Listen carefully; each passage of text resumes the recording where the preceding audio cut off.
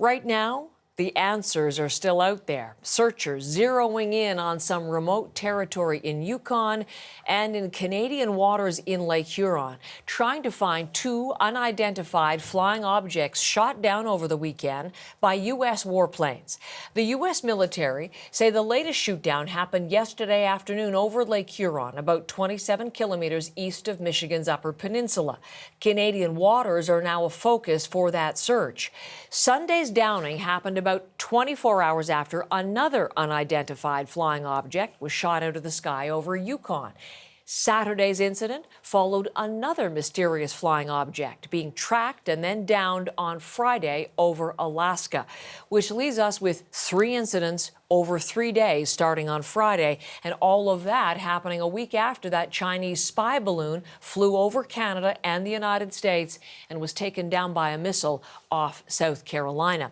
We lead off our coverage this hour from Washington with Magda Gabro-Selassie. Let's begin with this latest incident. Magda, what do we know about what happened over Lake Huron yesterday? Well, Heather, they shot down this object over Lake Huron yesterday, but officials actually believe that it's likely one that was first detected over Canadian airspace on Saturday before it showed up over Montana, and then it disappeared from the radar. So then on Sunday, that object, they believe, was tracked over Wisconsin, then over Lake Michigan, and as fighter jets were tracking it, officials determined it didn't pose any military threat, but they did shoot it down eventually. And as you said, this is the third object taken down in 3 days. It all started with that suspected Chinese spy balloon being shot down over a week ago, though. And now, while we know that that one was a balloon, these last 3 officials aren't saying what they are just yet. Take a listen. I'm not going to categorize them as balloons. We're calling them objects for a reason. I am not able to categorize how they stay aloft.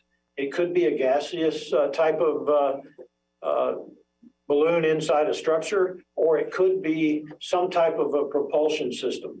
But clearly, they're able to stay aloft. I would be hesitant to and urge you not to attribute it to any specific country. We don't know. That's why it's so critical to get our hands on these so that we can further assess and analyze what they are. Okay, so with those last 3, we don't know what they are right now. We don't know where they came from or what they may have been up to, Heather. Are we getting any reaction to any of this? I'm thinking from either Beijing or from Washington, Magda? Yeah, absolutely. Well, you have lawmakers here that are reacting, expressing surprise that now there's a total of 4 objects that have been tracked and shot down, and they are demanding answers. Take a listen. What's gone on the last, 2 weeks or so, 10 days, has been nothing short of craziness. This is a turning point where we need to discuss this is a threat and how do we respond to it. Meanwhile, Beijing is responding to questions about these last 3 objects. A spokesperson for the foreign ministry said he had no understanding of this. And now, remember, at this point, U.S. officials have not tied those last objects to any particular country at this point. But as for that suspected spy balloon from over a week ago, well, Chinese officials are still denying that that was a surveillance balloon. And now you have China that is shooting off its own accusations, saying that the U.S. has flown more than 10 balloons over its airspace since January of last year. And Heather, the White House is now denying that.